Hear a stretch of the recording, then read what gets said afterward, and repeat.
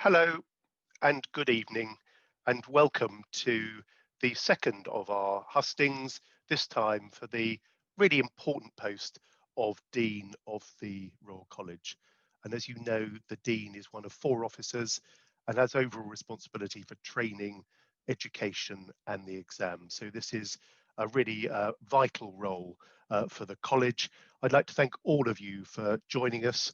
This is part of the college democracy, and it's your chance to hear from each of the candidates, and most importantly, to inform your decision about who you're going to vote for. So spread the word. This is going to be recorded, and the hustings will be on the college website. So encourage all those you know who can vote to have a look at the video to inform their choice. I wanted to thank the candidates. Actually, it's a very brave thing to put yourself up for election. There's a lot of preparation, and thank them for their statements. And actually, the biggest thank you really is to Kate Lovett, our current Dean, who I think has done a fantastic job over the last 5 years. So a big thank you to Kate. So I'm going to invite our candidates to come onto the screen, and then I'm going to tell you all a little bit about how this is going to operate. So welcome the candidates. So first of all, Chris O'Loughlin, welcome Chris. Glad that you've joined us. Second, Nandini Chakraborty, welcome Nandini. Third, welcome John Russell. I just need to explain that John hasn't got the college background. That isn't because he doesn't want it. It's just that technically it wasn't possible, but John did try. So I'd like you all to imagine that he did have the college logo on the back there. And finally, Subodh Dave, who is our 4th candidate. So welcome to all of you. So we've got an hour and a half, and we have had questions submitted in advance, and it's likely, to be honest, that that will take up all the available time. But we do have an email address that you can actually send questions during the hustings, and the email address is elections@rcpsych.ac.uk, and I think that will probably be put in the chat. So elections@rcpsych.ac.uk. So we're going to start with each of the candidates having a 3-minute opening statement. We will then move on to the questions, and each candidate will have 2 minutes to answer. 30 seconds before the end of each answer, I'm going to put my hand up like this to indicate that there are 30 seconds to go. So that's a message just to say to wind things up. And then when we've had all the questions, we'll finish with each candidate having a closing statement also of 3 minutes. So I hope that's all very clear. Now, in terms of the order, the questions will be done in rotation. So if you answer first for the first question, you'll answer last for the second question. And for the opening statements and closing statements, I have a magic pot. I don't think you can see it so well on these sorts of views. And I'm going to pull names out of the hat. So I'm going to give them a good old shuffle around and pull the first person's name out of the hat. And the first person who, for their opening statement, is Chris. Chris, if you would like to start. And when you've started, I will start my stopwatch. So best of luck to all of you, and over to you, Chris. So thank you very much for joining these hustings, and thank you to Adrian and the college for enabling them to happen. I'm Chris O'Loughlin. I'm head of school in the east of England, and I work as a community general adult psychiatrist. It's been a challenging year for all of us, professionally and personally. And through this year, I've seen tremendous teamwork of colleagues, the enormous capacity of trainees, and amazing leadership and flexibility of supervisors that has really made me proud to be working alongside you as a psychiatrist. So what would I do as Dean? Well, I would want to work with you through the college to do 3 things: to promote excellence, support individuals, and develop psychiatry. So firstly, as Dean, I would promote excellence. I want our training schemes to be the best in medicine.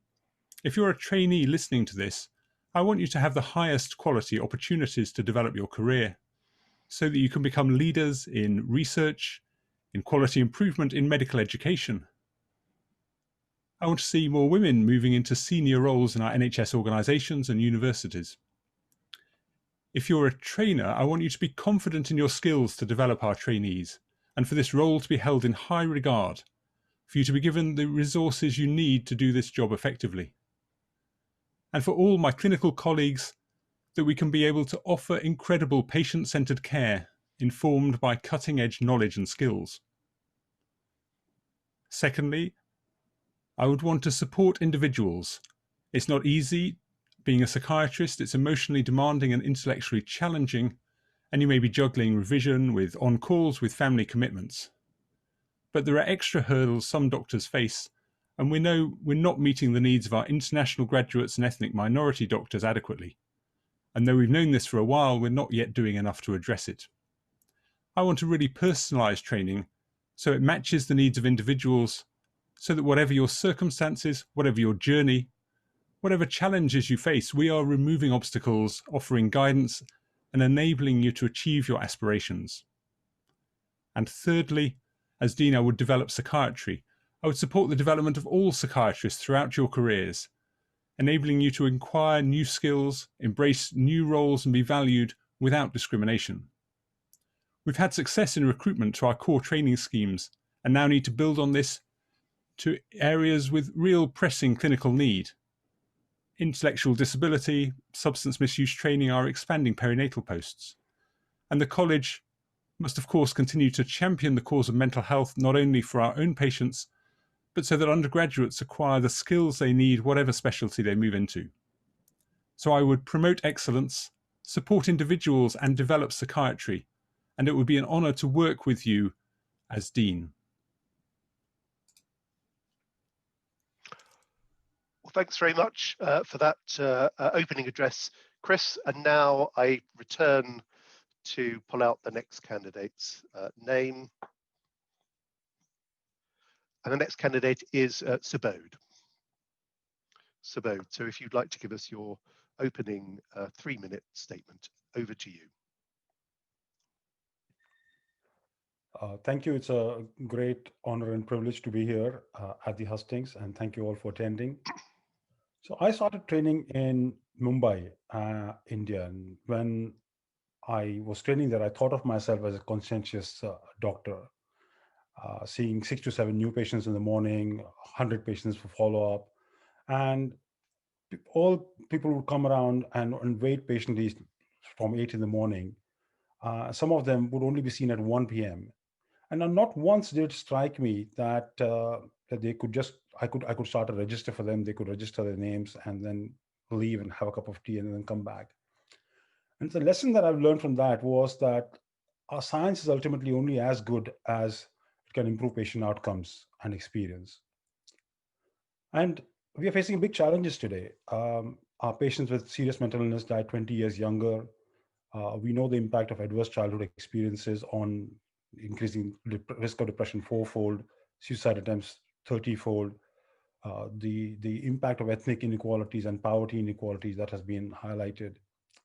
And so I feel at the Royal College of Psychiatrists, we have a unique opportunity to build on our advances in neuroscience that we've seen over the last few years, to build a truly world-class training and assessment program that is ambitious, aspirational, in ensuring that we're able to deliver person-centered care that is public health focused, that is preventive in approach, and truly promoting sustainability. But person-centered care is underpinned by person-centered care training. We know that while Choose Psychiatry has been successful, we are facing issues with retention and burnout, stress and mental illness is rising. And for many international medical graduates, some less than full-time trainees, SAS doctors, locum doctors, their career trajectory is not what they intended it to be. Yet we know that positive training experience, finding personal meaning work, helps address burnout and stress. And for me as a clinical psychiatrist and an academic medical educator, I have found personal meaning by translating my values and ideas into action. I've involved patients in training future doctors, in raising awareness of mental illness in doctors through the Dr. 1 in 4 program.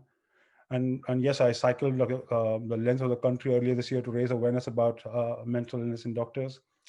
And in my national level work over the last 2 decades at addressing inequalities faced by IMGs, or indeed of supporting trainers that worked at a GMC's commission. I feel blessed to be a psychiatrist. I went to court to choose psychiatry, and I feel that there's a vision that needs to be realized of the joy of learning psychiatry, of the power that we have as trainers in influencing outcomes of our trainees, of the transformation that we can achieve, not just in our own well-being, but also that of our patients, if we pay attention to nurturing learners, helping them realize their full potential. And remember that whether we are trainees, trainers, retired doctors, SS doctors, we're all learners. So let's make sure that we leave no learner behind. Thank you very much. And I appreciate the fact that you all are here today. Thank you. Great, thanks very much, Subodh. We move on now to our third candidate, and Nandini, you're next. Over to you.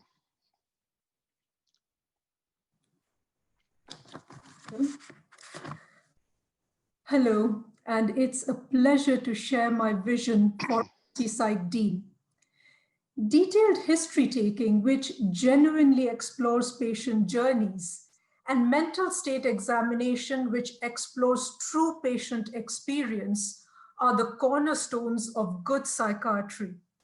I want to revive an interest in phenomenological psychiatry, neurodevelopmental histories, and delving into the social determinants of mental health. COVID has shown us how social inequalities can impact on the outcomes of physical illness. We cannot ignore that in psychiatry. We also need to include neuroscience in our thinking. Our training needs to bring together these different strands to lead to mature formulations and compassionate patient-centered care. Working closely with the chief examiner, I would like to support the ongoing work in making exams more clinically relevant and reduce differential attainment. My vision is to have a part of the RCPsych course centrally delivered by the college, especially basic sciences and neurosciences, leaving more time for the local RCPsych course organizers to concentrate on clinical topics and task practice right from CT1.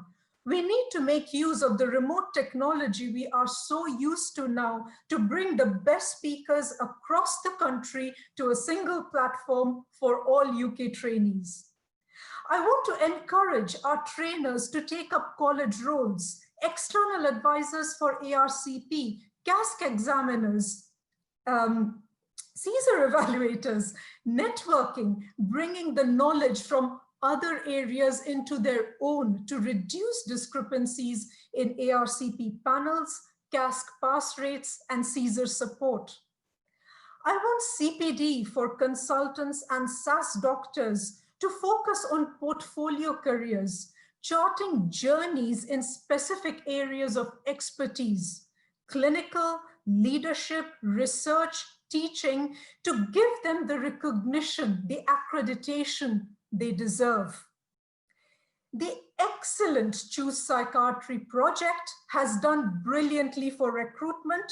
Following on the footsteps of our previous deans, I want our college to be the place where every psychiatrist can achieve their full potential in order to retain an inspired workforce for the best care of our patients. Thank you. Well, thank you, Nandini. And I think that leaves you, John. So over to you. You have your 3 minutes. Hey, thanks, Adrian. So hello, I'm John. As the Associate Dean for Curricula, my leadership of the RCPsych Curricular Review Project has given me significant insight into the challenges faced by colleagues in psychiatry across the UK and internationally. Significant investment is needed to ensure that we are fully equipped to face these challenges. As your next Dean, my priority areas would be to, firstly, boost recruitment into psychiatry. As we've heard, the Choose Psychiatry campaign has been a success, and I will build on this. We will also develop creative and innovative solutions to ensure we retain our workforce.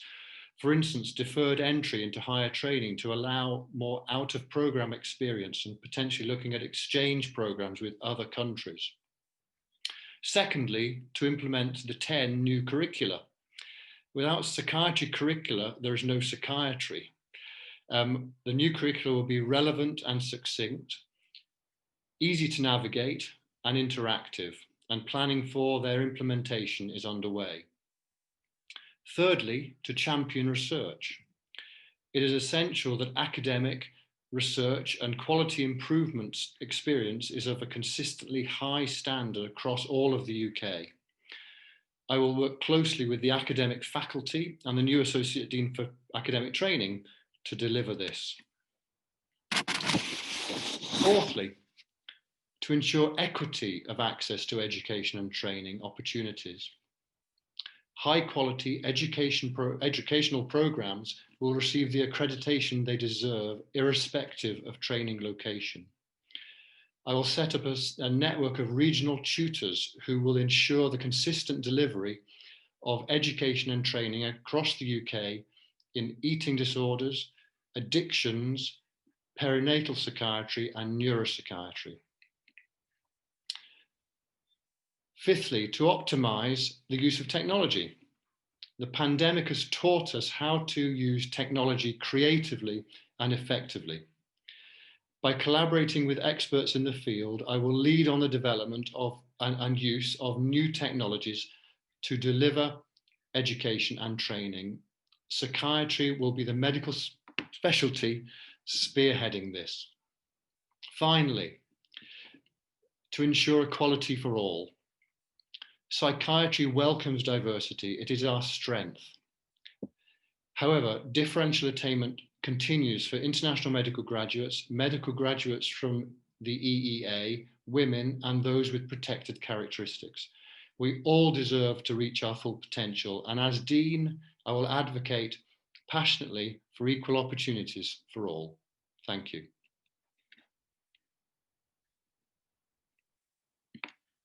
Well, thanks very much, John, and thank you to all of you. I think you've got us off to a really great start. So that's what you want to say, but what we really want to know is the answers to the questions our members have for you. So we're going to move on to those. So you'll each have 2 minutes to answer in turn on a rotating basis. And again, the hand will go up with 30 seconds to go. So our first question. Okay to proceed? Yep. Okay, great. So the first question is, now that we have migrated to digital exams, after the pandemic is over, how should we deliver exams? And the first person to answer the question is Nandini. Okay. Thank you. And there has been pros and cons of moving digitally. And we first have to consider those before we come to a decision of what we do afterwards. So the pros have obviously been that people from all over the world have been able to join in the exams much more easily. We have been able to cater to our overseas candidates. We have also been able to bring a platform where people can join easily, and it has been done with a lot of hard work. But at the same time, it's not as easy as it seems on the surface. The cons have been that the technology is as good as, everybody's Wi-Fi connection. And having been part of those digital exams myself, I could say that it was stressful for the examiners in the new system. Your Wi-Fi keeps dipping up and down, and it's not easiest for trainees to go through repeat reruns. The overall overwhelming feedback from members of the college, from people who have been examiners, I am aware, is to go back to face-to-face exams once the vaccine or the course of the pandemic allows. That is the overwhelming thought, and we should give importance to that. Whether we should keep a digital platform for overseas examinees is something to consider, but then we will have to make sure that the face-to-face and the digital platform, if we use a combination, are fair and objective and match up together, so that there are no discrepancies which come because we are delivering two types of exams. So my aim would be to go back to face-to-face, to not rule it out, but to keep the digital as an option should we need it for certain circumstances. Thank you.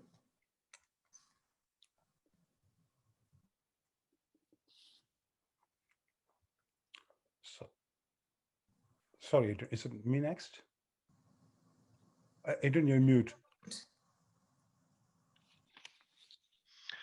Thank you. Hopefully I'll be the only person that does that this evening. So thank you, apologies. And so Nandini, thank you very much indeed for your opening answer to the question. And Subodh, you are next. Thank you. Thanks. So I think the impact of COVID has been felt in many ways. I think we've clearly seen that the impact on exams has led to us having digital exams. But we shouldn't forget two other impacts. So one was on inequalities. We saw that in the way people, we saw the disproportionate number of deaths, and secondly, in terms of well-being. And I think those three factors are also important in helping us make a decision about what we do with digital exams. I think broadly, I think we should welcome digital technology. I think there are many pros. I think sustainability is one of the key priorities for the college. And I think if we are reducing travel to exams, that's always something to consider, particularly for international candidates, as Nandini has pointed out. But I think we also have to think about what is the key purpose of the exam.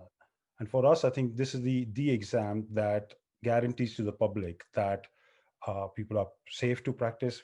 Patient safety is an important consideration, and the assessment delivers an outcome of a doctor who is then safe to carry out independent practice. Now, if we are looking at certain scenarios, I think we know that we only see headshots, judgments about akathisia, many other factors may not be fully, we might not be able to judge them fully in digital format. And so a bit like virtual learning, and I think a lot of virtual learning platforms a lot of us have moved to virtual learning. In fact, as a chair of Association of University Teachers of Psychiatry, we have collaborated with the World Psychiatric Association to produce a guide on this. And we've talked about assessments in great detail. And I think the general move is towards blended assessments. So I think there would be, and I think that's the way we might go forward.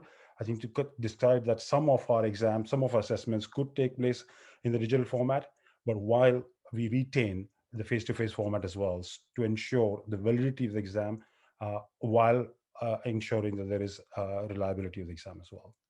Thank you. Okay, thanks, Subodh, and over to you, Chris. Thank you very much. So yes, this is a question I'd be quite invested in, both as a CASC examiner and obviously seeing trainees coming through our system. And it's amazing what a disruptive opportunity COVID has brought with it, making some things possible that have been on our radar for a while, but have seemingly been almost too difficult to deliver. And I think that's fed into the exams to some extent. So it's been a bit of a direction of the college to look for electronic ways of delivering our written papers for quite some time. And now COVID has enabled that to happen. And I would suspect that that will continue. It, as people have said, allows an accessibility to the exams that isn't there. And there are few advantages in going back to exam halls where everyone collects together. I think the CASC exam is rather different. It's obviously a key exam, a high stakes exam, assesses particularly clinical skills rather than knowledge. And there are some things that can't be tested as adequately electronically as they can be in person. Somewhat selfishly, I'd be interested as well in getting back together with my examiner colleagues. It's quite an occasion, everyone meeting in Sheffield and sharing their CASC exam. But I think it does provide a better quality exam. So we need to maintain the accessibility. And we know we have exams both in the UK and in Hong Kong and Singapore.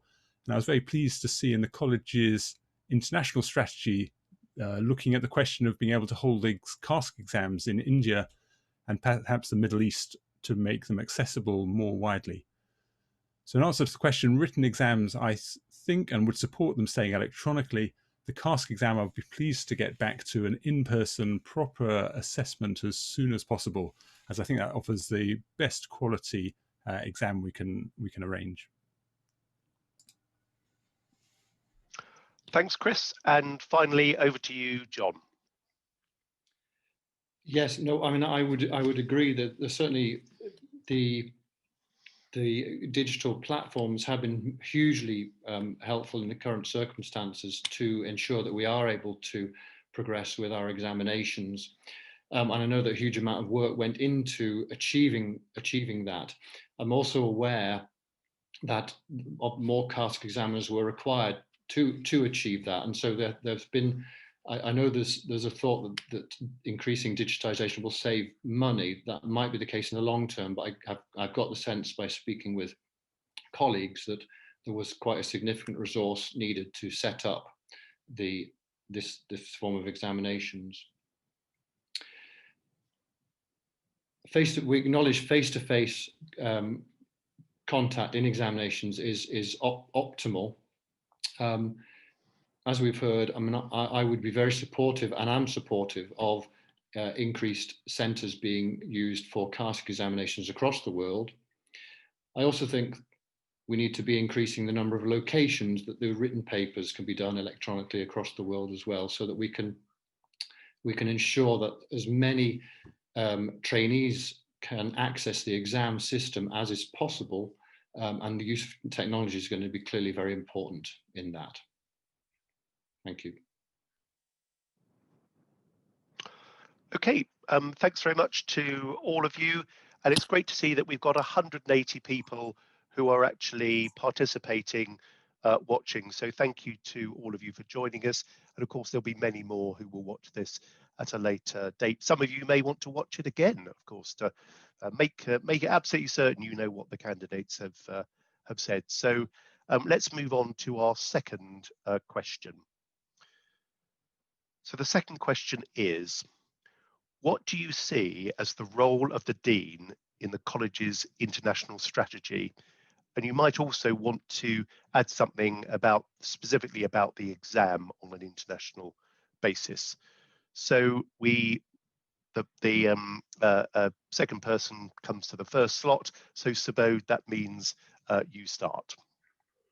So I think almost 1 in 5 members are international members. So I feel the Dean has a very important role to play in getting to the needs of our international members as well. I feel that we have to look at what is it that they need. I've spoken to quite a few of my international colleagues, and their CPD needs are different. And I feel the college and the Dean has a significant role to play in providing and supporting those CPD needs. And I think the college can be a great force for good. I think I helped set up a postgraduate training program in Zambia, and the college very kindly provided CPD access to Zambian colleagues. And even that short time that was available to them, that meant that the 3 psychiatrists in the country did not have to then write new lessons for their students, etc., and could focus on clinical care instead. And so I feel the international strategy now that the college has got now, I think should help us guide our effort in a sustained way. And I think if we are able to direct that effort in areas where there is need, supporting our members, capitalizing on the strengths that we already have through our members, through our diaspora network. We have a huge diaspora network in this country. I think we can be a force for the good. And this effort will not be to make money. I think it will be to reinvest in volunteering activities. And I think with digital platforms now, there's a real opportunity to make our resources that are valued accessible very widely. I was speaking to my perinatal colleagues, and there is a huge demand for the training, excellent training that they've devised across the world, and that will have an impact on patient care. So I feel that we should be thinking about it. And thinking of exams, I feel that the college exam is highly prized, highly valued, and I feel that that will help set standards across the world. So I would certainly be looking at expanding it and working with international members to do so. Thank you. Thanks, Abode. Chris, over to you. Thank you. So I think this draws perhaps a little bit on what we are as a college.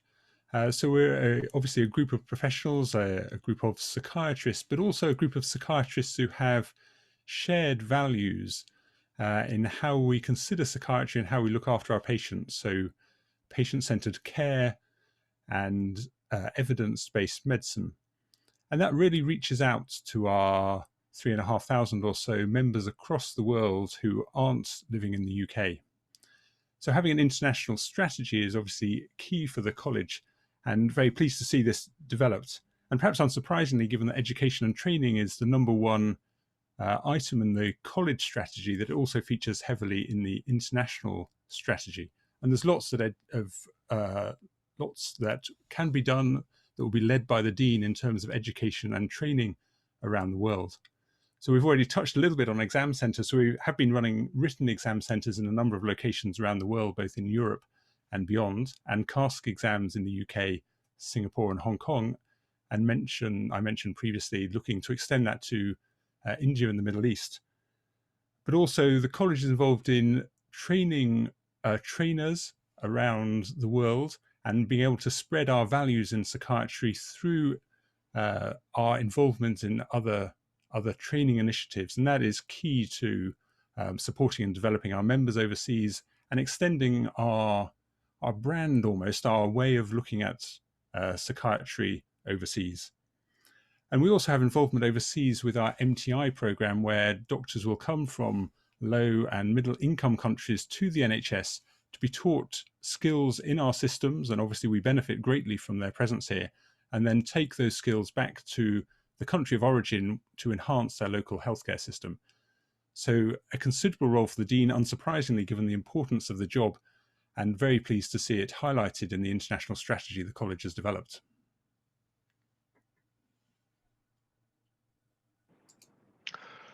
Thanks, Chris. And over to you, John. Thank you. I think the role of the Dean is clearly extremely important in the further development of the international strategy. We know that there are 6 main objectives to the strategy, and as we've heard, for delivering education and training, promoting recruitment and retention, improving standards, and I think just generally being the voice of psychiatry across the world. The Dean, I think the Dean will be able to continue to work on the international strategy and to continue to encourage its development. I think certainly supporting psychiatrists to achieve their potential across the world, and looking at supporting international medical graduates and medical graduates from other countries, the MTI scheme, and again using increased digital information to deliver teaching and training across the world. Thank you.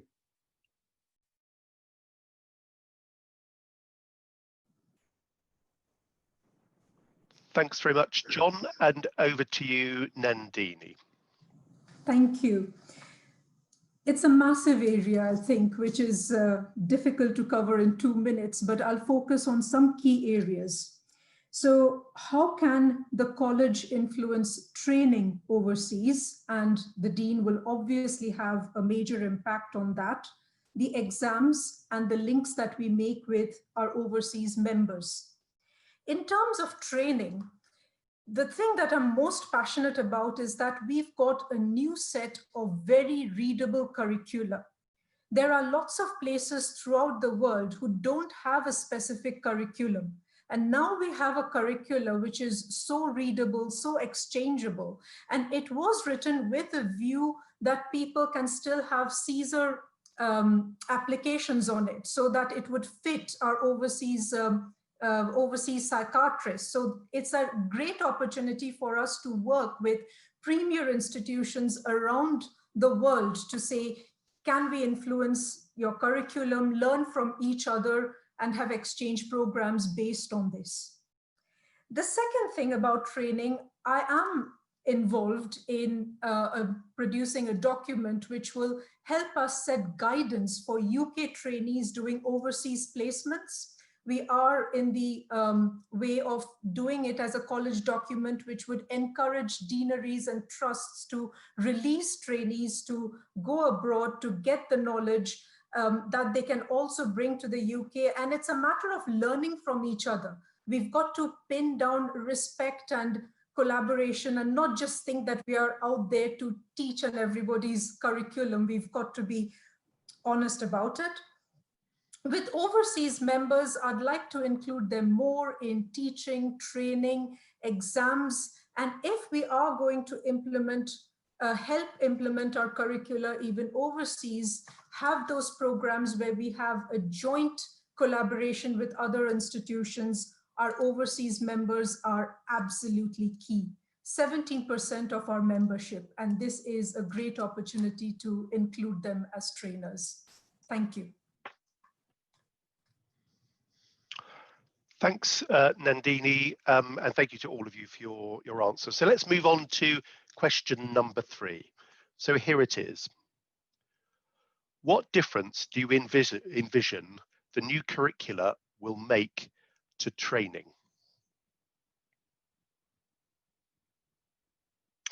Okay, so we start this time with Chris. So perhaps I should start by wondering how many people have read the old curricula, which are perhaps rather unconducive to training. So they are, as I'm sure you're aware if you're a trainee or trainer, weighty documents coming in at about 80 pages or so, and perhaps do more to obstruct than clarify the purposes of training at times. So these new curricula are a great success, I think, in a whole variety of ways, but not least their accessibility. We are down to about 20 pages of broad level outcomes connected with important GMC domains that I think makes them much more usable, which is going to be a key factor. The next thing I think that is very exciting for the curricula is they are more owned by the college than our current one. So our current one is essentially approved by the GMC, as the high-level objectives are in the new one, but being able to have much more of the implementation owned by the college allows us considerable flexibility in how we move forward with our curricula and how we develop psychiatry as a career over many years to come. So I think the combination of these two will really make an impact for trainees and trainers. Now, I think there is a substantial role for the dean in how these are implemented. There's undoubtedly going to be a need for a bit of training, perhaps less than there was for the old ones, but a little bit of introduction to the curriculum and how they work that obviously John's been working very hard at. But I would certainly expect as dean to be rolling these curricula out in a very supported fashion, both for trainees and for trainers, so they can be a document that are used jointly to really bring out the best in training and provide clarity and direction to what trainees need to do. So I think a tremendous step forward, and I'm looking forward to what they bring.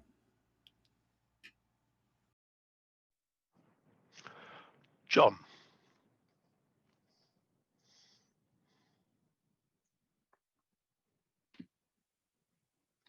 Sorry, I was on mute. Yeah, no, thank you, Adrian. Well, as I said, I'm leading the curricula revision project, and that we've had huge amounts of support from colleagues and trainees and patient representatives to look at our curricula. And certainly, as I've indicated earlier, they will be more relevant and succinct, easy to navigate, and interactive.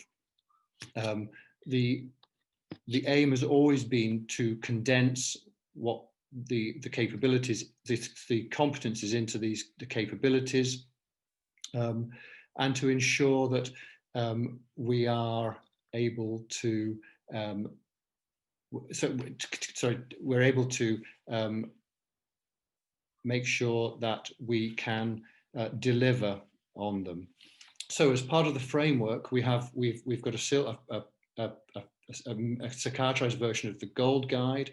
We have our curricular framework, which are underpinned by the high-level outcomes, and a set of capabilities which are much more condensed than previously, but we are not diluting psychiatry.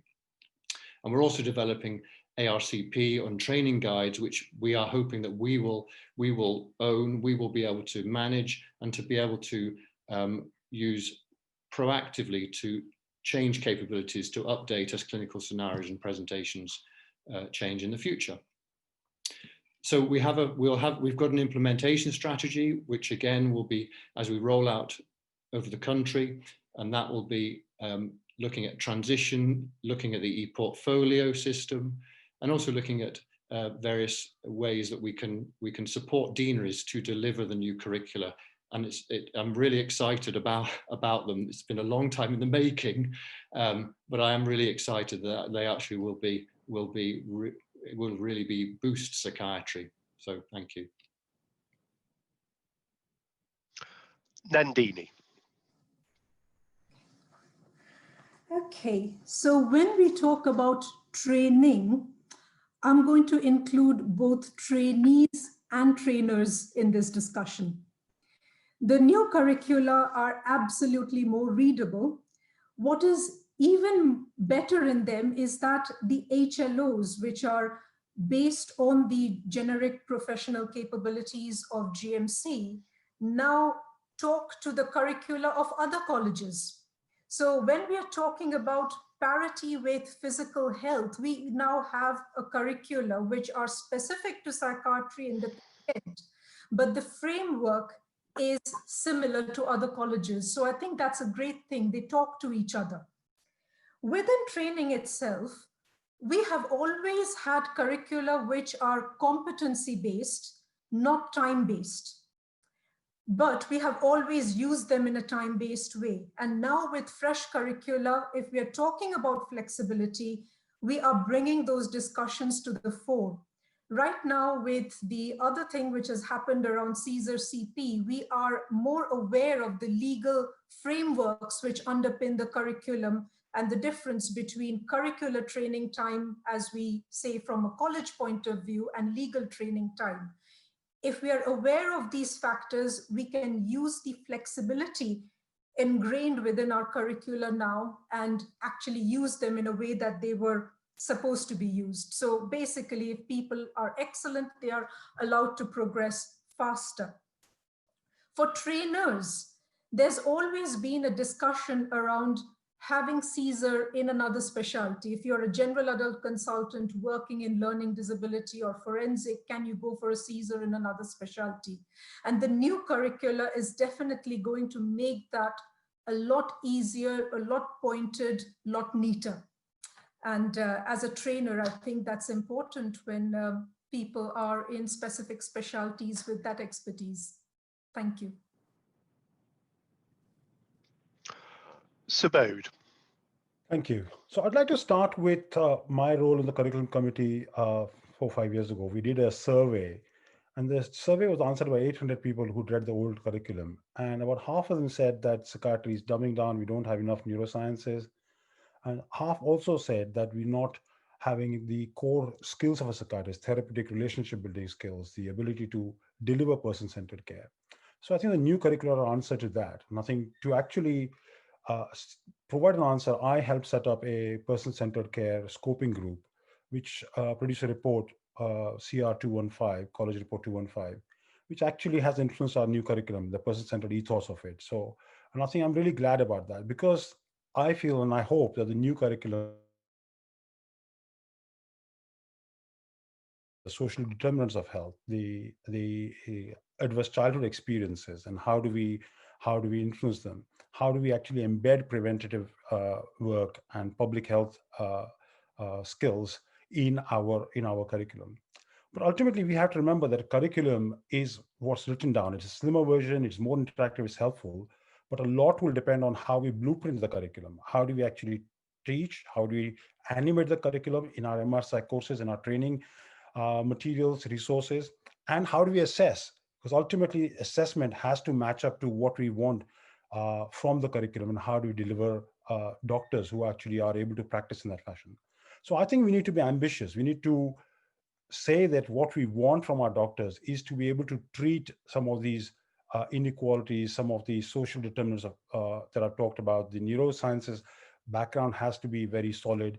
And all of that, I think, has to be then reflected in our training guides and in our curricula. And I think if we, and in our assessments. And I think if we do that, then I think our new curricula will have been successful. And I think that requires a joint effort. And I think I agree with Nandini that it will require both trainers and trainees involvement and engagement. And I think, I hope that the new curricula will be far more accessible to everyone, and not just us, but also the wider public and our other partners. We have to think about GPs, emergency medicine people. And so I see them as a very progressive force. Thank you.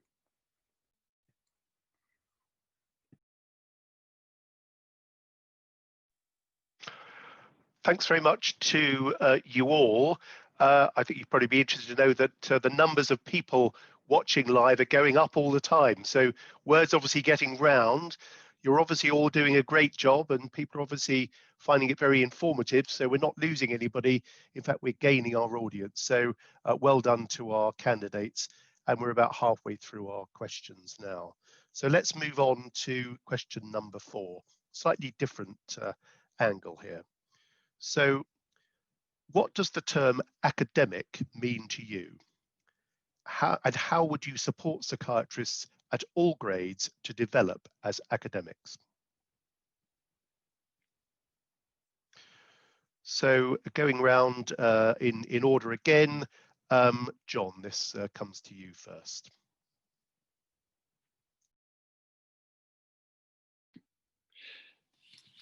Thank you.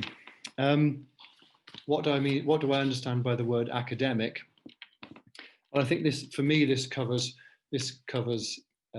obviously undertaking research, but also other quality improvement projects.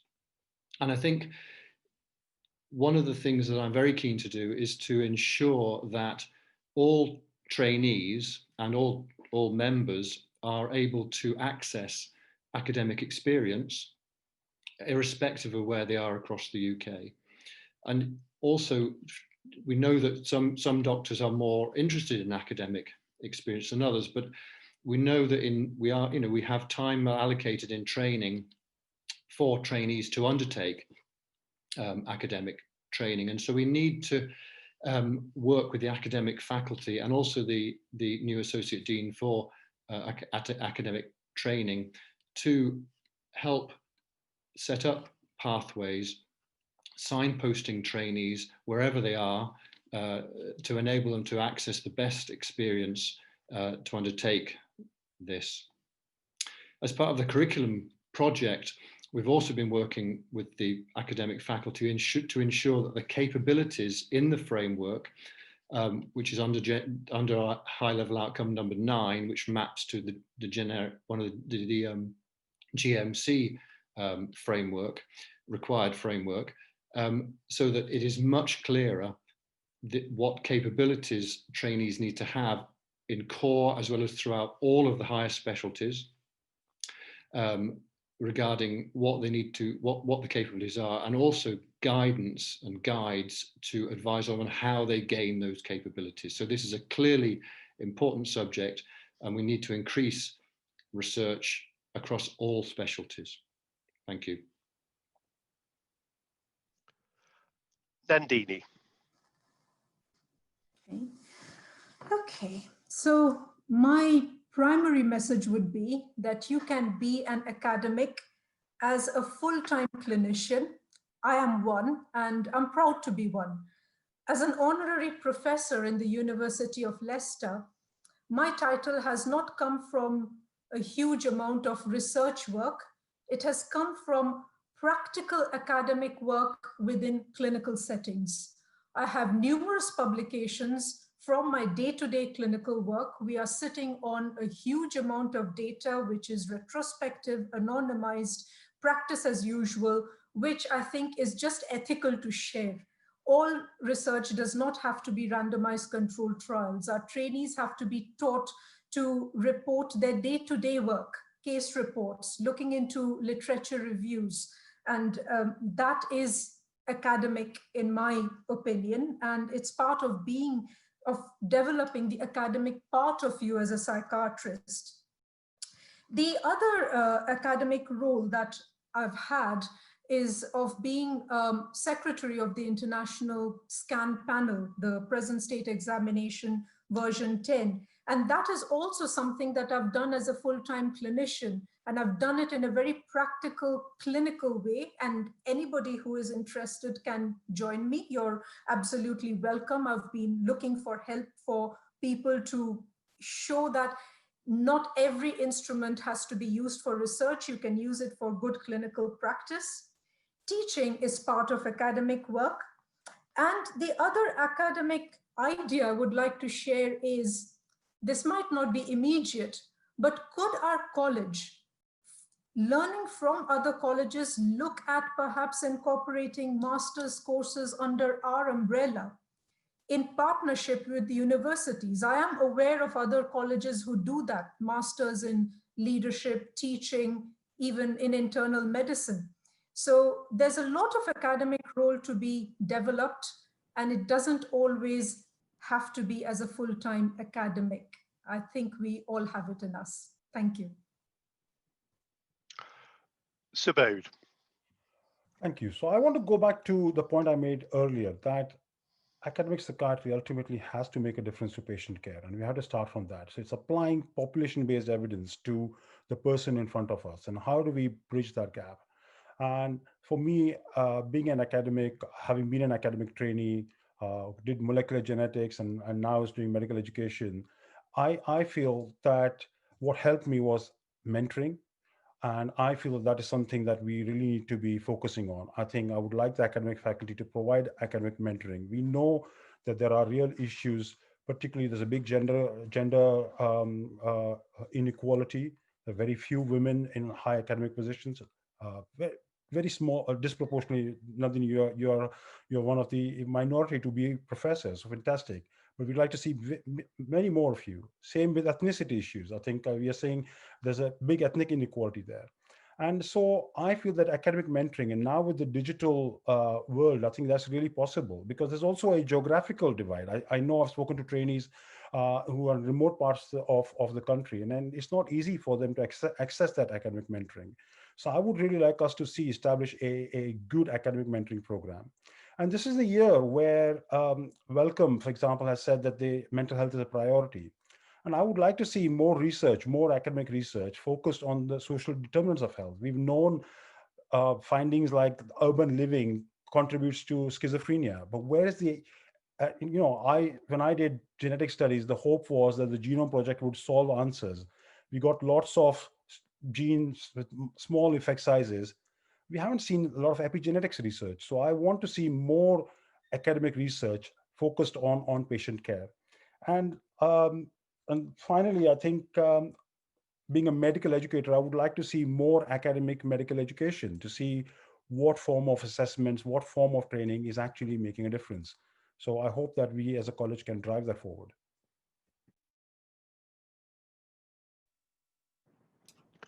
Chris.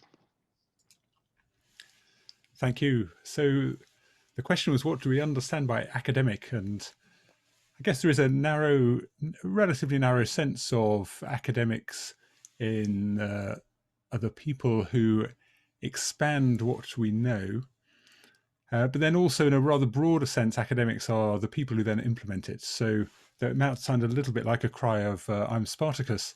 Perhaps we can all say we're academics in how we use the expanding body of knowledge we have across neuroscience, psychological research, and social factors in our day-to-day practice. Certainly we'll all be reading papers, attending journal clubs, going to academic meetings to use this knowledge.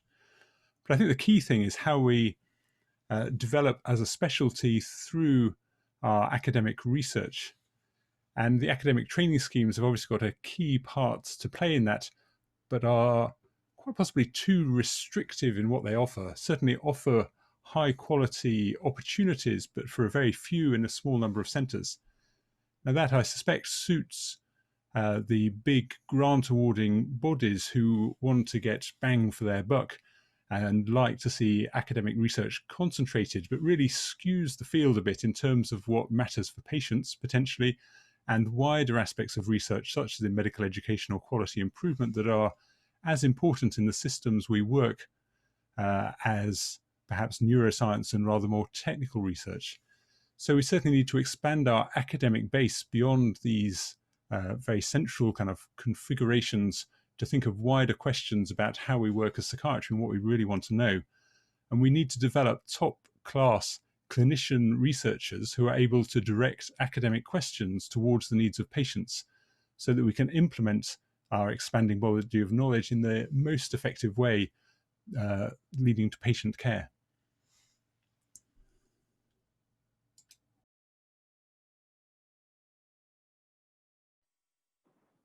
Okay, well, thanks very much. That concludes question 4. And I think we've got time for 2 more questions. So let's make them good ones. So 2 really important areas actually coming up. So the next question is, how would you ensure a lived experience and the voice of the patient is included in training?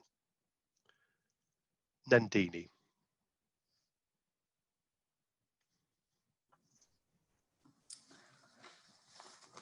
I think it has to be a message that we ingrain in our training right from the first day. The respect that people have to show for patient journeys, for patient experience. And that is what I said in my opening address, that good psychiatry has to start with listening to a patient's story. To ensure that people understand that they've got to include lived experience in their training, when they go to different committees, clinical governance, meetings, whatever we encourage our trainees to do, we've got to tell them that it's incomplete unless they have included lived experience in it, unless they've worked with patients and carers. Some specific examples that I could give are, we have a carer psychoeducation group within the team that I work in, and that is part of the day-to-day running of the team. If there was any trainee who was engaged in our team, I would encourage them to work with patients, not just on a clinical day-to-day in the clinic environment, but in an environment which shows the patient as a person as well. Incorporating stories into their training, in understanding what comes from a human experience, has to be important. And we've got to encourage people, our colleagues, our trainees, to be honest in sharing their own stories. We've got to give them the safe space to say that it is okay to talk about it. If within psychiatry we are unable to provide a safe environment to say that it makes you a richer clinician to have a lived experience, if we fail to do that, then we are failing as a specialty. So those would be my highlights as a dean. Thank you. Subodh. Thanks, Adrian. This is a subject close to my heart. When I started my role as a medical educator, I soon realized that we know that students lose empathy as they go through medical school. And that is worrying. And I think we've all kind of been party to this, of sitting in training, observing a student interview a patient, and then as a third person commenting on their empathy. And empathy is not niceness or even kindness. We know that, and yet I think we've tried to bridge it with simulation or other teaching methods. And so I think we started our innovative pioneering program of involving patients in training. And we started in 2007, and now we have nearly 50 expert patient educators. And so when I'm teaching about schizophrenia, which I was doing last week, it's me as a clinical expert with a person with lived experience together teaching medical students. And that is so empowering. I'm telling them about the neurodevelopmental hypothesis and the dopamine hypothesis, but then there's a real person telling students what does it mean to kind of have those symptoms, what does it mean. And students ask questions that might not otherwise come up in clinics. So questions like, well, how does the fact that you hear voices, how does it impact on your relationship with your girlfriend? And I think that is the power of having lived experience embedded and involved in medical education. So I certainly want to see it go from the undergraduate world to the postgraduate world and become a mandatory part of the training across the country. And I feel that this is important in all aspects that we do, including our research. But I know that people worry about starting programs like this, and there's a bit of hesitation. And so we need to take them along. I don't think we should be imposing it on them. There's a lot of nuance around talking about co-production, and there can be heat rather than light. And so I believe that we should support people in making sure the lived experience is embedded in our training. Thank you. Chris. Thank you. So I was delivering some supervisor training recently, and what we do at the start of the day is reflect on our own training. And one of the questions I ask is not only what supervisors really made a difference to them, but which patients made a difference. And I'm sure that all of us can actually think back to our own experience in training and how we've developed as doctors. And really, there are some encounters with patients we've had that really stick in our minds and have provided really intense learning experiences that have helped us develop our careers. Now, it's been a little while since I organised our local MRC Psych course, but that was very much a feature of the MRC Psych course back then, that we included sessions where patients, our service users, would come and talk to trainees about their experience of the difficulties they'd had, the symptoms they'd experienced, problems with medication and side effects, maybe being on medication or coming off it, and particularly their experience of being in hospital. And it was always very much an eye-opener. So even though they tended to be patients I was seeing or had seen in clinic, their experience was always very fresh and powerful when students, trainees heard that. But I think we need to do more than that. So certainly we need to listen. We need to listen to our patients' experiences and learn from it about how our services work. But we also need to ensure that our service users are involved in aspects of training at a higher level. So helping with writing the curricula, helping that our exams test things that are meaningful for patients, and ensuring that the structures of training support the delivery of patient-centered care. And we can't do that without a recognition that lived experience is fundamental to how our services work.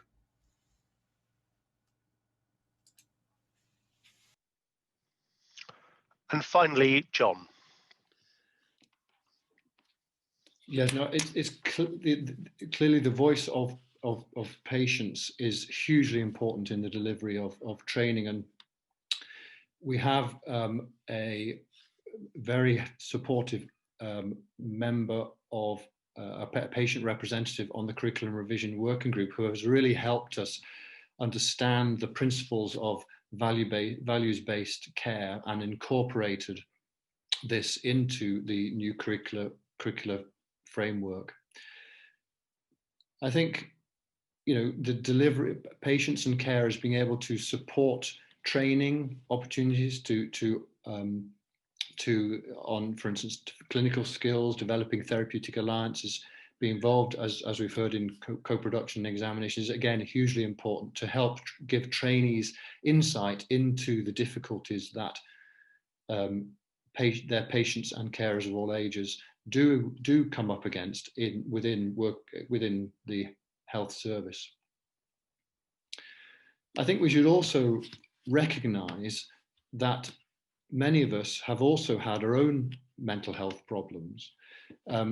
and we're perhaps not, we don't necessarily talk about them, but certainly I do think it's sometimes we have our own lived experience. And I think sometimes that can be helpful, if appropriate, to share those with trainees who perhaps are struggling, to show them that actually they are able to continue. So, you know, we act as role models to try and to support them through any difficulties that can arise. And I think that again is hugely important. So, you know, the experience of the patient or patients and carers is a key part to underpin our training. And certainly it is we've had a huge amount of involvement, and we're increasing the involvement in the curricular development.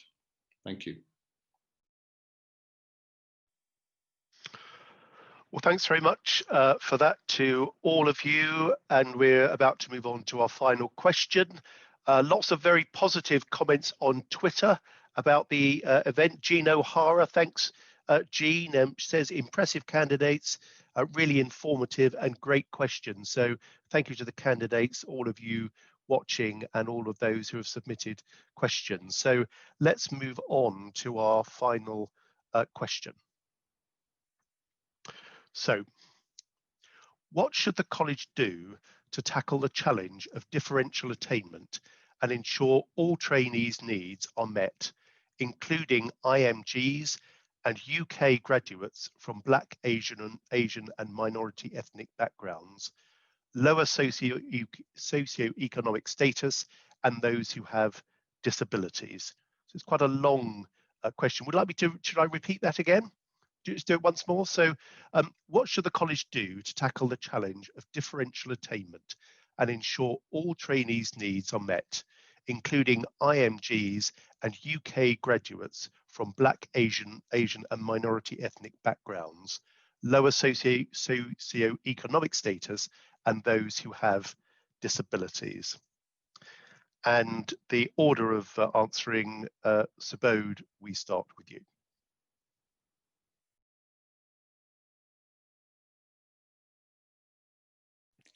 Sorry, I had some difficulty in unmuting myself.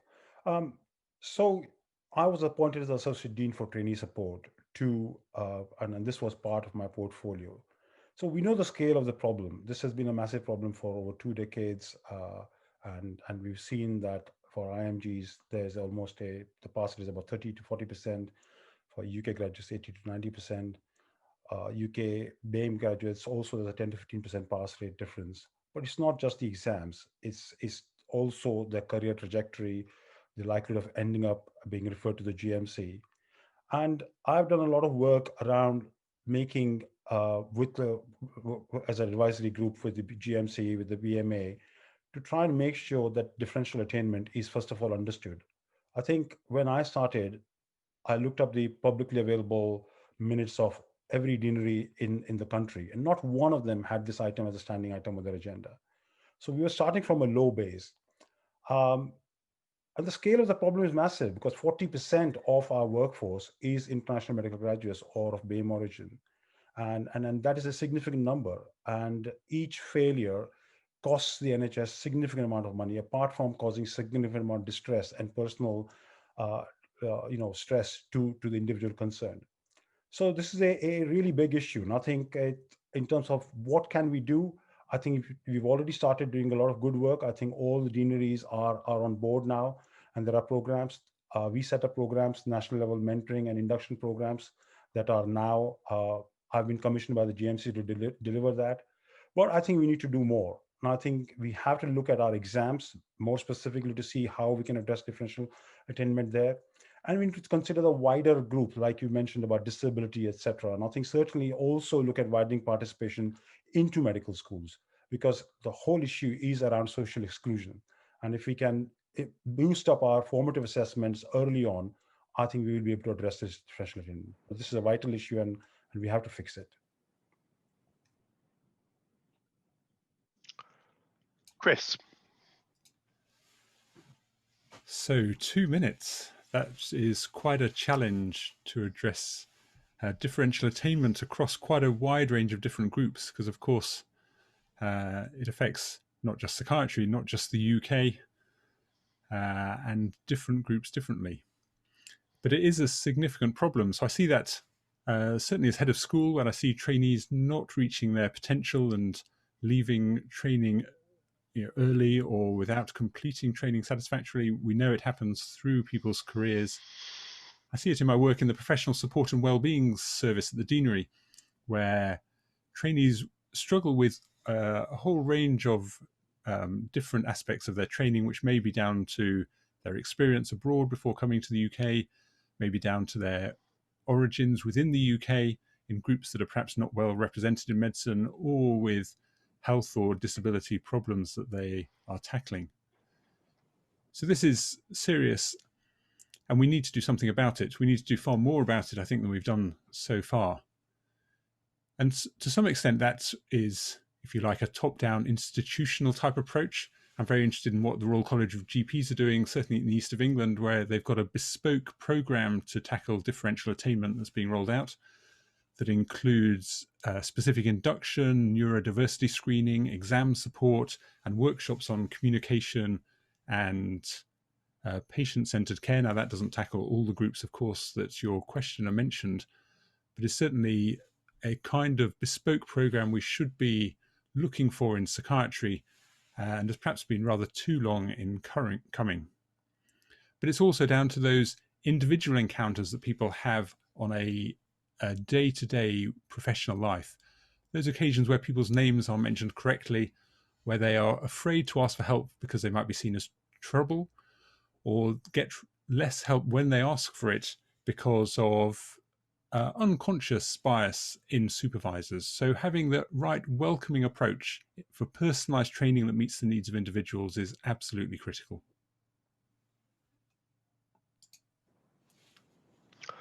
John.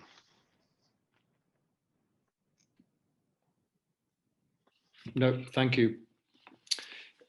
Differential attainment is clearly a major concern for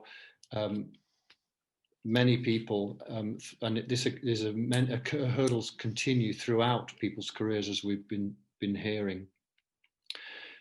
Certainly, the points that I would focus on, if I would be Dean, would be looking at the exams, looking at clinical skills teaching, and the college setting up guidance to look at what's happening around the country and sort of to benchmark outcomes to try and increase standards in the clinical skills teaching to help those with differential attainment get through the exam system. We've built equality and diversity and inclusivity and the challenging of discrimination into all curricula. And so we will be working with the Associate Dean for Trainee Support and the presidential leads to help deliver this. Obviously, reasonable adjustments need to be made for those with protected characteristics, those with disability, which include those with disabilities, obviously, and those two are also recognised in new curricula. I think also we need to put ourselves in the shoes of those who do experience differential attainment, to international medical graduates from EEA countries, and those with protected characteristics, and also women, and think about, well, what would we like to do? How would we, if we were working abroad, how would we like to be welcomed, supported, and guided throughout our careers? And I think that would be helpful. We need to think about that. Thank you.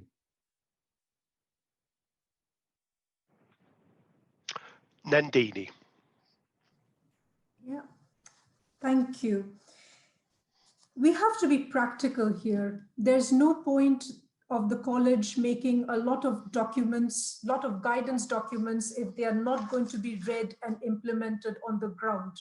The first practical thing the college should do in order to make a difference is work closely with NHS trusts, the employer, and the deaneries who provide the training environment on the ground.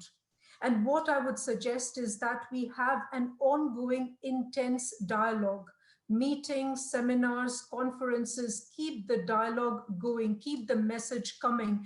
Now that we are so conscious about it, it's good that it's being talked about, differential attainment, inequalities, discrimination. Let's keep it going. And what do we do within the organizations which provide the primary ground for people's work environment and training environment? We have to provide a safe psychological space where discrimination can be talked about. So there has to be a cultural change. And unless we can make is the wrong word, we don't want to be dictatorial, but we do want to have the collaboration with other organizations to say that we need to work together for the best environment for all our psychiatrists. So we have the psychological space, and then we have the secondary drivers through leadership, mentoring, peer support. If I can just take one group as an example, if we are going to support IMGs, it's not only the work environment. We are talking about people trying to fit into a new cultural environment in a country that they are not used to, and the personal aspect of what they are trying to deal with will impact on work and vice versa. So if we were going to support them, there has to be that peer support of some life outside work that we've got to help them to attain alongside the work environment. The two have to go together. We've got to, this is perhaps where we've got to delicately balance how much we can help people's personal lives and maintain that good work-life balance in order to give them the best chance and attain their best potential. Thank you. Well, thanks, Nandini. Thanks, Chris. Thanks, John and Subodh. I think that's been a very impressive range of questions, issues that are really important to the college, our members, and most importantly to the patients that we serve. And I thought they were impressive answers. I think we'll be very lucky whoever is elected as dean, but whether the questions were answered well or not, it's up to you watching. People who are voting, you will be the judge of that. So don't forget to vote. So we now move to the final part of the hustings, and that's an opportunity for all our candidates to make a final statement. This is 3 minutes. So I have to return to the pot and give them a good old shuffle around. So this is entirely random, and the first name out for the final statement is Nandini. Nandini, straight over to you. Okay. So in my address, I shared with you specific ideas I would like to implement if given the chance as your dean. I now want to share my journey in psychiatry so far and what gives me the experience to achieve what I have planned. In 2006, I was a less than full-time trainee in Scotland, mother to a 4-year-old daughter, my husband working in Leicester. Like many overseas doctors, we had no family in the UK. SHO job, childcare, exam prep were a single-handed act. I know I am not alone in what I have faced and overcome. These experiences have enriched me, made me more aware of the challenges which can be faced by doctors, and it is not just racial discrimination. Inequalities can be faced by women, IMGs, less than full-time trainees, SAS doctors, Caesar holders. Discrimination and inequality can come in various angles and equations, and we need to have a robust system of honest conversations which can deal with them all. In 11 years of being a full-time consultant, leading to where I am right now, Associate Dean for Equivalence and Honorary Professor, I have collaborated internationally for training. I have been a TPD, an MRC Psych course organizer. I still am an educational and clinical supervisor, CASC examiner, external advisor. I have been an ST and I know the Caesar pathway. My particular strengths in a time when we are implementing new curricula, in which we want to bring out the flexibility in training and want to be creative in designing a happy workforce in psychiatry, is that I know the complexities of the various routes to specialist registration, the legal framework which underpins these in my current role, my ongoing contact with GMC, and personal experience. So there lies the range of my experience: cultural awareness, inequalities, overseas contacts, traditional training pathways of which I have experienced extensively, and Caesar. And I am someone who took a personalized route to the specialist register herself. And it is for these reasons that I am confident of putting myself forward to you as RCPsych Dean. Thank you. Thanks very much for that, Nandini. And we'll now move on to the second closing speech.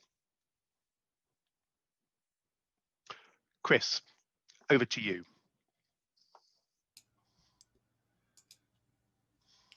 So again, thank you for everyone for joining these hustings, and to Adrian and my fellow candidates. We've been asked some important questions this evening about differential attainment, about service user involvement, about academic psychiatry. And it's been great to have an opportunity to grapple with those. It's certainly been a difficult year, and there are undoubtedly difficulties ahead. But I also know that we have tremendous resources, both as individuals and collectively through the college, to tackle whatever the future brings. I see that very much as head of school, talking to our trainees and trainers around the region. Earlier I spoke on promoting excellence, supporting individuals, and developing psychiatry. And perhaps I should tell you now about the various roles I've done that brings me to this point, what I've learned from them, my achievements in the region, the college award, and so on. But actually, being dean isn't about what I've done. It's really about what I can help you do. So what I'd rather do instead is take you on a virtual tour to meet some people across the east of England who are achieving great things right now. So let's start by meeting my current trainee. So she came to work in the NHS from Turkey and joined an observer program that we've since expanded around the region. She got used to the NHS and was then supported through her exams by our regional training program, and is now a higher trainee, working less than full time because we like to support that to enable people to recognise their wider family commitments, and will be a consultant. You may come across our trainees in the east of England who have got opportunities in various subspecialty posts. We've worked hard to deliver substance misuse training by working with third sector organisations, perinatal training as the services get expanded. And you may well already have heard about our academic trainees in academic training posts, doing world-class research on the immune system and brain interactions, investigating links between mental illness and metabolic disorders, and then moving from academic training that we support and expand into permanent academic posts. And you should definitely meet our supervisors, striving to deliver personalised training. So that's training that's welcoming, purposeful and aspirational, making ARCPs meaningful, and helping with mentoring schemes both for our trainees and for undergraduates, really promoting careers in psychiatry. So I'm going to leave you with the words of a recent trainee who brought his experience from India over to work in the NHS and is now starting a consultant post. He says, "If you want to have a dean who believes in supporting trainees in every way possible, knows how to break barriers to affect change, is super passionate about psychiatry, and is an awesome person to work with, vote for Chris." I'll stop there. It's been a pleasure being with you here this evening. Thank you. Thank you, Chris. And now the final name out of the hat, obviously 2 more candidates to go. So the final name out of the hat is Subodh. Over to you, Subodh. Thanks, Adrian. So this is a big job. What we do now will shape the psychiatrists of the future, not just in the UK, but also with our international reach more widely in the world. I believe in the power of education, in its ability to transform patient outcomes and experience. Sustainability, prevention, parity of esteem, humanizing our practice, ensuring the well-being of our workforce, managing the digital big bang.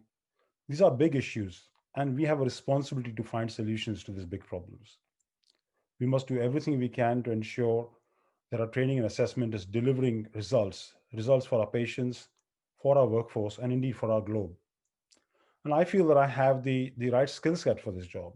I have a huge amount of experience of education from the undergraduate level to foundation school to postgraduate training, not just in the UK, but also internationally. Through my advisory positions nationally in the GMC and BMA, I've shown that I can influence the national agenda on complex issues such as workforce inequalities and differential attainment. Through my work as National Clinical Advisor for the Community Care Transformation Program, I've embedded the principle of person-centered care and community engagement in the new community care pathways. It's always about translating values into actions. And my values of justice, equity, and humanizing our practice and training have guided my actions throughout my career, whether through the award-winning expert patient program that I set up even before co-production was being talked about, or the courage that I've shown in speaking up for IMGs before phrases such as differential attainment came into vogue. And I've translated these ideas to action, setting up national level induction and mentoring programs for IMGs, a program to help trainers have sensitive and difficult but courageous conversations about the role of IMGness and ethnicity on educational outcomes. And GMC's commissioned me to deliver these programs to schools for psychiatry across the country. I've set up Dr. 1 in 4, where doctors with lived experience share their personal stories and tips on how to manage mental illness at work. I've taken person-centered care from being a concept to help develop a report that has helped translate it into training and assessment. Now, I feel that the task ahead is crucial. Personalized precision medicine is becoming a reality, and we are seeing oncologists, cardiologists, endocrinologists are adopting a psychobiological social perspective. And we as psychiatrists ought to be leading this charge at the cutting edge of science. We can't afford to be left behind. I think we owe it to our patients, we owe it to our future workforce. I promise you that if I'm elected as your next dean, I will use the breadth and depth of my experience, my proven ability to work with a range of partners from patients and carers to academics, clinical colleagues, and policymakers to make sure that we have a world-class curriculum, training, and assessment that helps deliver high-quality, person-centered care. That our learners and educators have fulfilling and meaningful personal and professional trajectories, and that we can truly make sure that we lift as we climb, leaving no learner behind. Thank you. Thank you, Subodh. And that finally leads us to John Russell. John, over to you for your closing speech. Thank you, Adrian.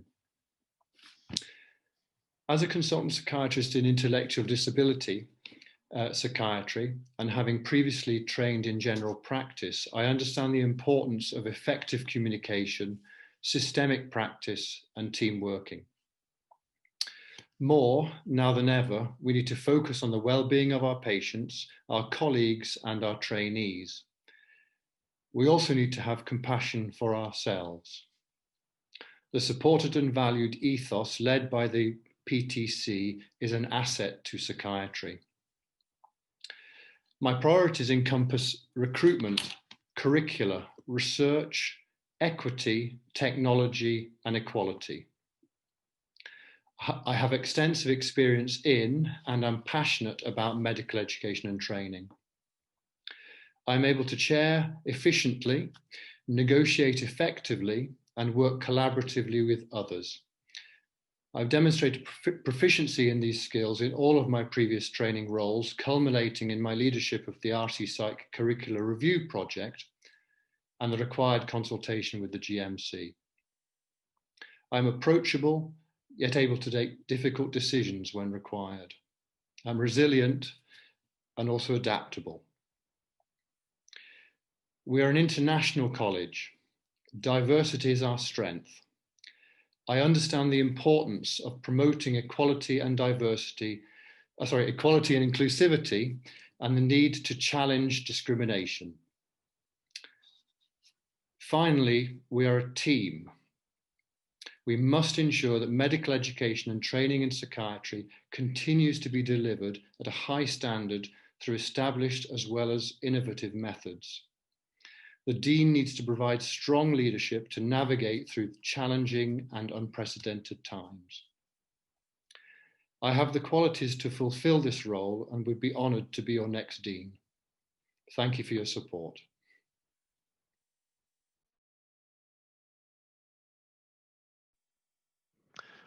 Well, thanks, John, and thank you to all our candidates, John, Chris, Subodh and Nandini. And also I wanted to say a big thank you to all of you for putting yourselves forward and all that you've done for the college and training and education. You've all contributed hugely. And I hope that whether you become the Dean or not, that you'll still be there. And I look forward to a further sort of long association with you all. So a big thank you for that. We've had great questions, so a big thank you to those who have put their questions in. I hope that you've received the answers that you want. You'll be the judge of that. Some very positive comments on Twitter. Mihaela Bakur, who leads the college on retention and well-being, fantastic candidates, huge amount of knowledge. And Ranga Rao says, great CPD, listening to the Hustings. So I hope that you'll remember to record it down as the, I don't know what categories you'll put it in, but so great CPD. And we've had a big audience who have really stayed really to the end. So thank you to all of you. Our Dean is watching, so very interested in what you've said. Our Registrar, Chief Executive, and Chair of our PTC, of course.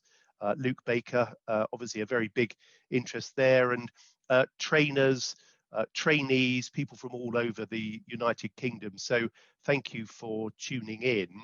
I most importantly need to remind you to vote. The voting starts on the 16th of December and goes forward to the 13th of January. So don't watch the Hustings and forget to vote, and remind all your friends, colleagues, as long as they're entitled to vote, to cast their vote. So cast it early. So that's the really important thing. And I want to say a big thank you also to our college staff, particularly Maisie, Michelle and Richa, who have pulled this together. So along with a big team, it wouldn't happen without our college staff. And say thank you again to Paul Rees, who leads the college so well. So thank you to all of you.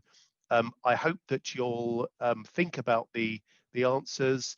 I hope you'll think through which candidate will be best for the college and best for those that we serve, our patients. So thank you very much for listening, and I wish you all a peace and joy in over the festive season, and I hope you enjoy the rest of your evening. Thank you and good evening.